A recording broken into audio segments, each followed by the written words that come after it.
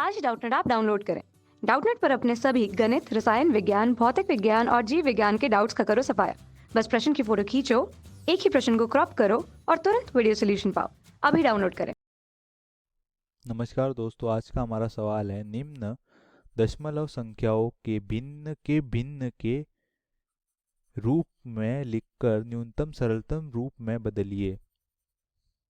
तो यहाँ पे ए ऑप्शन है हमारे पास 0.6, बी ऑप्शन है हमारे पास 2.5, ये 0.6, सी पार्ट है 1.0, डी पार्ट है 3.8, ई पार्ट है 13.7, एफ पार्ट है 21.2 और जी पार्ट है 6.4। तो आइए सॉल्व करते हैं इनको। तो ए पार्ट में लिखता हूँ यहाँ पे, तो ए पार्ट है 0.6।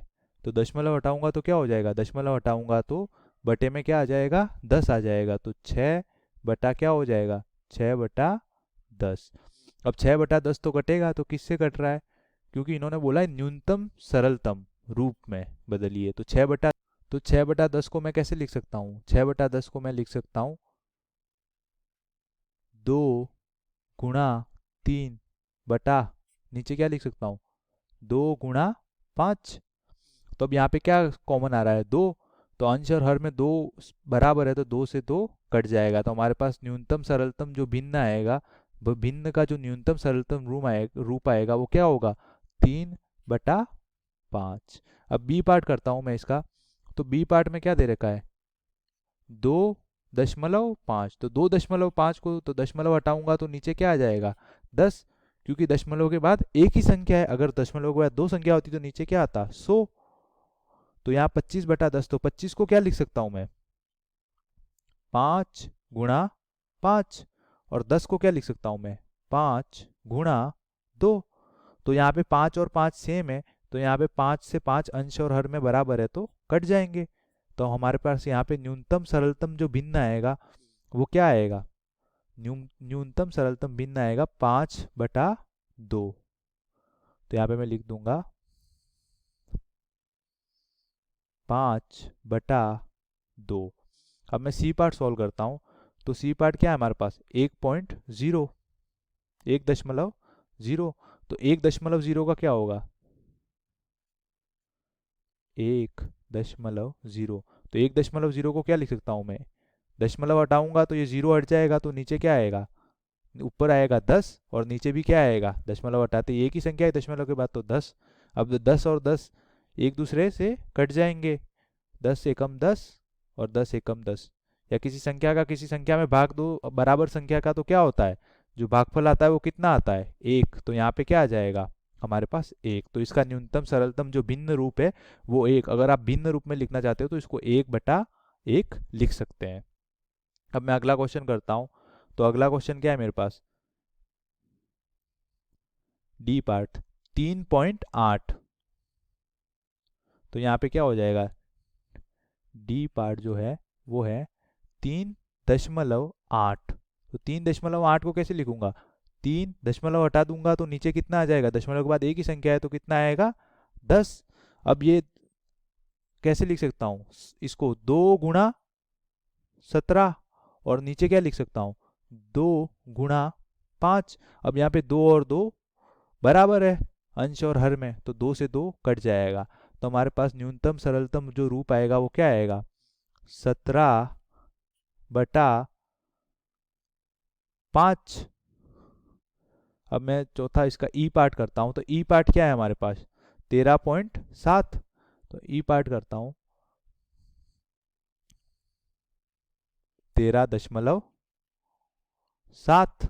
तो यहाँ पे क्या होगा, दशमलव के बाद एक ही संख्या है 7, तो यहाँ पे भी क्या होगा, दशमलव हट जाएगा और नीचे क्या लग जाएगा, 10। अब 137 तो क्या है, अभाज्य संख्या है, तो ये तो क्या बोलते हैं, इसका तो भाग जाए, मतलब ये तो स्वयं के अलावा, एक और 137 के अलावा स्वयं के अलावा किसी से विभाजित होगी नहीं, तो इसका न्यूनतम सरलतम भिन्न क्या होगा, यही होगा 137/10। अब हम इसके बाद ई पार्ट देखते हैं। तो ई पार्ट क्या है हमारे पास, 21.2, 21.2। तो 21.2 को सॉल्व करता हूँ मैं। तो यहाँ पे जो ई पार्ट है 21.2, तो यहाँ पे ये दशमलव हटाऊंगा तो क्या होगा, यहाँ पे नीचे क्या आ जाएगा 10, तो 212/10। अब 212 को क्या लिख सकता हूँ मैं, 2 गुणा 1 0 और 6 106। और इसी प्रकार मैं 10 को क्या लिख सकता हूँ, 10 को लिख सकता हूँ मैं 2 गुणा 5। अब यहाँ पे 2 और 2 क्या है, समान है, तो इस 2 से ये 2 कट जाएगा, तो हमारे पास क्या बचेगा, हमारे पास बचेगा 106/5। 106/5 आगे हल नहीं होगा, तो ये हमारा न्यूनतम क्या होगा, सरलतम भिन्न। अब हमारे पास जो एफ वाला पार्ट है वो क्या है, 6.4। तो यहाँ पे मैं लिखता हूँ एफ पार्ट 6.4। तो 6.4 को कैसे सॉल्व करूंगा, 6 दशमलव हटाऊंगा तो नीचे कितना आएगा 10, क्योंकि दशमलव के बाद एक संख्या है। तो 64/10, तो 64 को क्या लिख सकता हूँ, 2 गुणा कितना होगा 32। और 10 को क्या लिख सकता हूँ, 2 गुणा 5। तो यहाँ पे 2 और 2 अंश और हर में बराबर है, तो 2 से तो 2 कट जाएगा, तो हमारे पास क्या आएगा यहाँ पे न्यूनतम सरलतम बीम 32/5। तो ये हमारे क्वेश्चन का हल हो गया, न्यूनतम सरलतम भिन्न।